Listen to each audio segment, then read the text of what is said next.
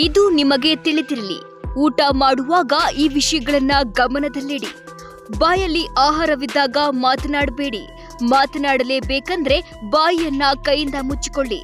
ಬಾಯಲ್ಲಿ ಆಹಾರವಿದ್ದಾಗ ಮಾತಾಡಿದ್ರೆ ಬಾಯಲ್ಲಿರುವ ಆಹಾರದ ಸಣ್ಣ ತುಣುಕುಗಳು ಬೇರೆಯವರ ಮೇಲೆ ಬೀಳಬಹುದು. ಇಲ್ಲ ಬೇರೆಯವರು ತಿನ್ನುವ ಆಹಾರದಲ್ಲಿ ಬಿದ್ದು ಅವರಿಗೆ ಅಸಹ್ಯವಾಗಬಹುದು.